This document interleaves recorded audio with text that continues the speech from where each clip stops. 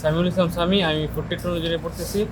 এর পাশাপাশি আব্বুর সাথে সহযোগিতা করতেছি, আব্বুর ব্যবসা আরও প্রসারিত করার জন্য চেষ্টা করতেছি। আর আমরা নতুন একটা কাঁঠাল বিস্কিট তৈরি করা হয়েছে। কাঁঠাল দিয়ে বিস্কিট তৈরি করতে পেরেছি এবং এটা খুবই সুস্বাদু এবং টেস্টি এবং প্রচুর পরিমাণে আলহামদুলিল্লাহ ভালো চাহিদা পাচ্ছি আর কি। আমার মনে হয় যে ভবিষ্যতে এই কাঁঠাল একটা বড় ধরনের একটা শিল্প তৈরি হবে।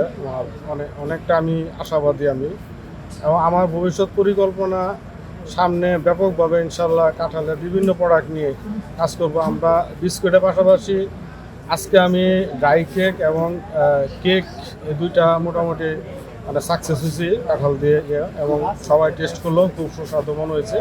এটা হয়তো আগামী বছর ইনশাল্লাহ আমরা বাজারজাত করবো ইনশাল্লাহ।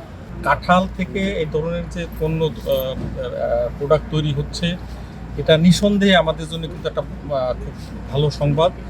এবং সরকার এ ব্যাপারে সরকার বিশেষ করে কৃষি মন্ত্রণালয় এবং আমাদের ফরটেক্স ফাউন্ডেশনের পক্ষ থেকে আমাদের সার্বিক সহযোগিতা আছে এবং থাকবে।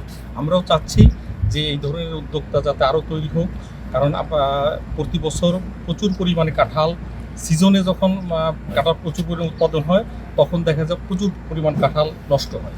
তো সেক্ষেত্রে যাতে এই শুধু কাঁঠাল নয়, এরকম আরও অনেক প্রোডাক্ট আছে, যেমন ধরেন টমেটো, আনারস, এগুলো যখন ফুল সিজন তখন দেখা যায় অনেক প্রোডাকশন বেশি হওয়াতে এগুলি আমাদের নষ্ট হয় অথবা বাজারে কৃষক তেমন দাম পায় না। যদি এই ধরনের প্রোডাক্ট তৈরি করা যায় বা আরও উদ্যোক্তা তৈরি করা যায়, সেক্ষেত্রে দেখা যাবে এটা উদ্যোক্তা লাভবান হবে এবং দেশের মানুষ উপকৃত হবে এবং দেশে এবং বিদেশে যদি আমরা পর্যায়ক্রমে এটাকে বিদেশেও যদি রপ্তানি করা যায় সে ব্যাপারে আমরা উদ্যোগ গ্রহণ করব।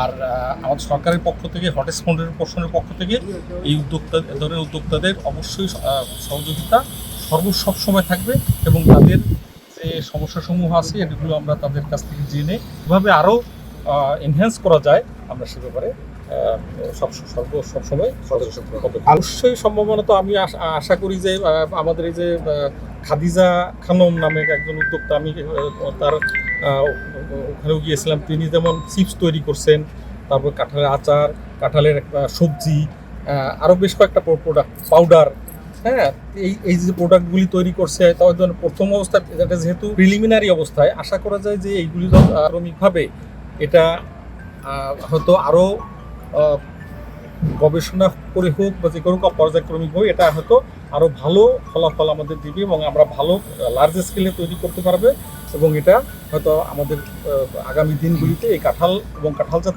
পণ্য প্রসারণের ক্ষেত্রে সহায়ক ভূমিকা রাখবে। কোয়ালিটিটা তো এখন তো আমরা যেহেতু টেস্ট করলাম শুধুমাত্র খেয়ে, হয় প্রাথমিক অবস্থায় তো ভালো বা অবশ্যই নিঃসন্দেহে ভালো, তবে এটা কোয়ালিটি টেস্ট করতে হলে তো আরও অনেকগুলো টেস্ট আছে, সেগুলো আমরা ল্যাব টেস্ট সহ এর যে ইনগ্রিডিয়েন্টস কী কী আছে না আছে, এই সবগুলি তো ল্যাব টেস্ট ছাড়া আসলে বলা যাবে না। বিদেশে রপ্তানি করার জন্য আমরা আপনারা জানেন যে কাঁঠাল বিদেশে রপ্তানি করার জন্য সরকারও কিন্তু উদ্যোগ গ্রহণ করেছে, আপনারা জানেন, বিশেষ করে চীনে।